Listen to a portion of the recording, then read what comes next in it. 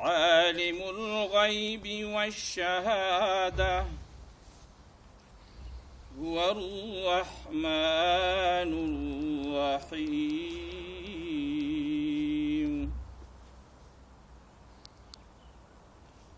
هو الله الذي لا إله إلا هو الملك القدوس السلام المؤمن المهيمن العزيز الجبار المتكبر سبحان الله عما يشركون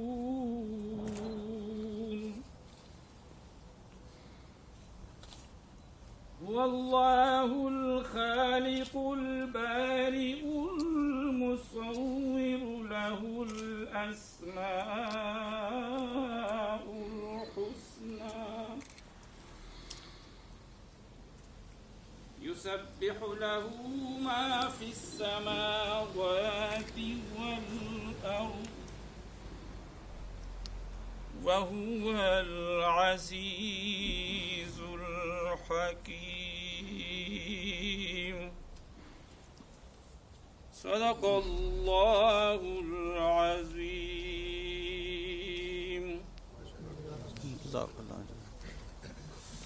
اب پرچم کشائی کی رسم سفیر پاکستان جناب خورشید انور صاحب ادا کریں.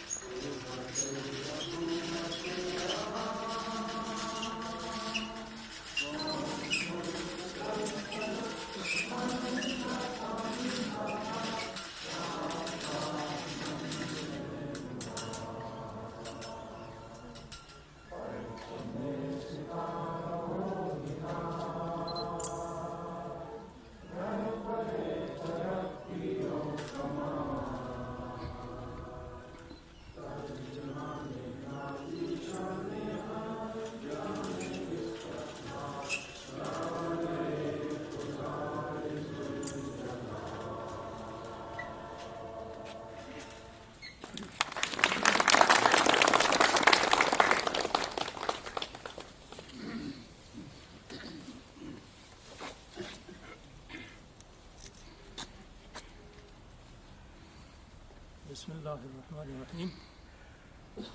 معزز بزرگوں، دوستوں، میں آپ سب کا یوم پاکستان کی اس تقریب میں خیر مقدم کرتا ہوں اور آپ سب کا ممنون ہوں کہ آپ یہاں قومی اہمیت کے اس موقع پر ہمارے ساتھ شریک ہوئے.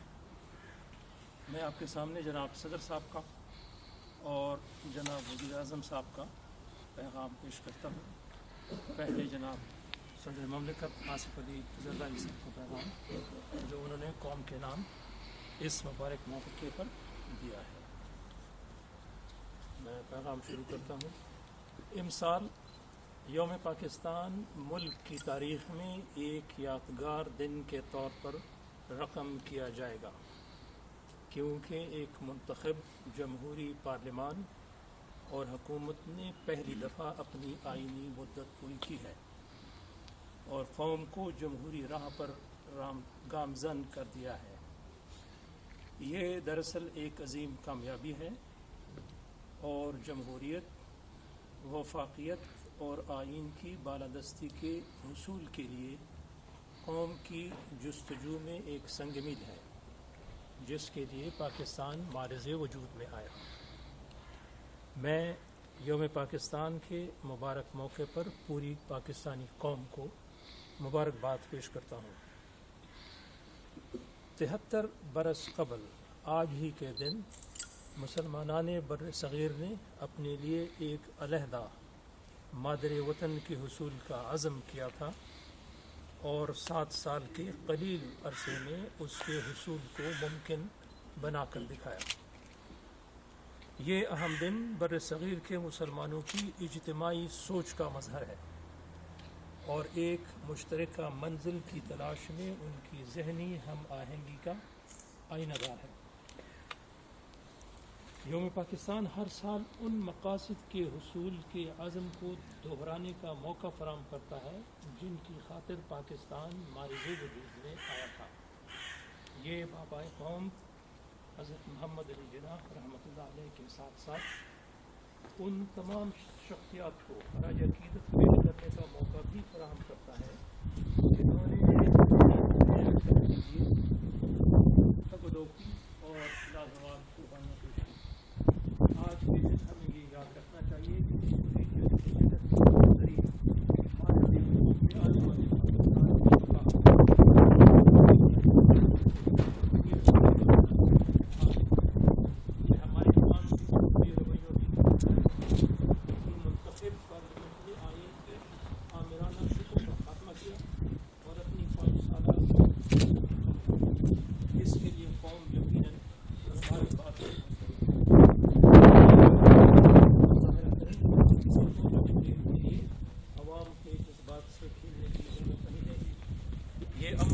کا متقاضی ہے کہ ہم برداشت، باہمی بھائی چارے اور عزم اور احترام کے جذبے کے ساتھ کام کریں۔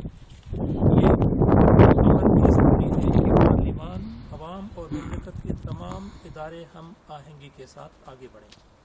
اللہ سبحانہ و تعالی ہمیں اس بات کی توفیق دے کہ ہم اپنے آباء و اجداد سے ملنے والے اس عطیے، اس مادر وطن کے اہل وارث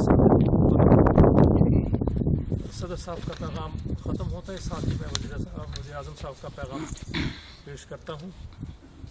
پیغام شروع ہوتا ہے۔ 23 مارچ تحریک پاکستان میں ایک تاریخ ساز دن کی حیثیت رکھتا ہے۔ اس دن مسلمانان ہند نے قرارداد لاہور منظور کی تھی جو حصول پاکستان کی جدوجہد کا باقاعدہ آغاز تھا۔ قرارداد لاہور، جسے بعد میں قرارداد پاکستان کا نام دیا گیا، مسلمانان ہند کے اتحاد کا ایک ایسا بھرپور مظاہرہ تھا جس نے ان کو علیحدہ وطن کے حصول کے لیے ایک نیا ولولہ، نیا حوصلہ دیا اور ان کی جدوجہد کو سمت اور منزل دی۔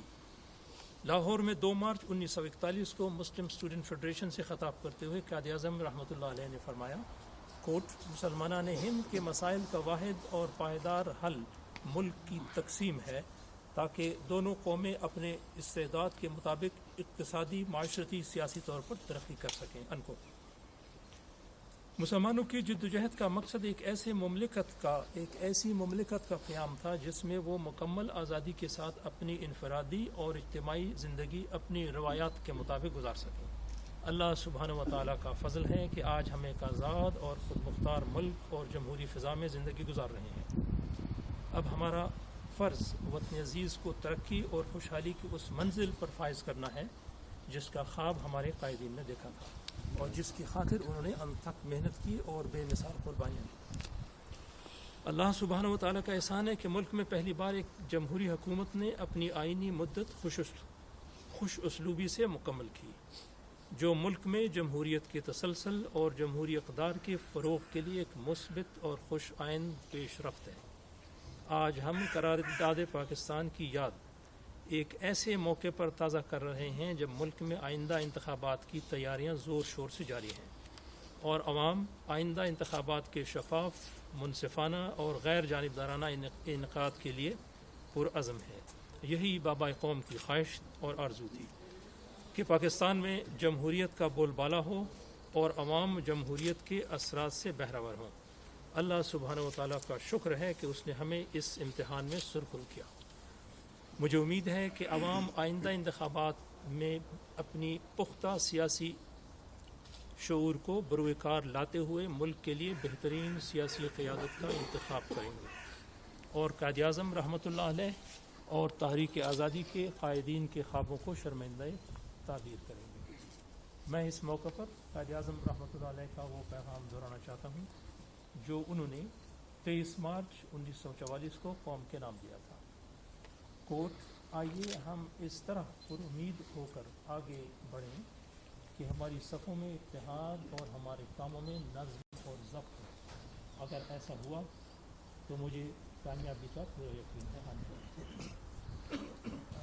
معزز حاضرین، محترم دوستو، میں اس موقع پر اپنی طرف سے بھی آپ کو مبارکباد پیش کرتا ہوں اور آپ کی موجودگی کا فائدہ اٹھاتے ہوئے آپ سب کا ذاتی طور پر شکریہ بھی ادا کرنا چاہتا ہوں.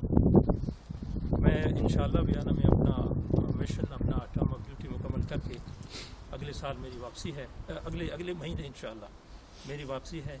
میں آپ سب کا بے حد ممنون ہوں. اللہ کا بڑا احسان ہے کہ یہاں آسٹریا میں ہماری کمیونٹی انتہائی اچھے لوگوں پر مشتمل ہے. لا ابائڈنگ لوگ ہیں ہماری کمیونٹی کے، ویل فوکس لوگ ہیں، اپنے کام سے کام، اور یہاں کی حکومت بھی آپ لوگوں کی پرفارمنس سے مطمئن ہے. جو ہمارے ساتھ کانٹیکٹس میں ان کے ساتھ بات چیت ہوتی رہتی ہے. ہمارے ساتھ بھی آپ لوگوں کا زبردست تعاون رہا. میں اس سب پر آپ کا شکریہ ادا کرتا ہوں.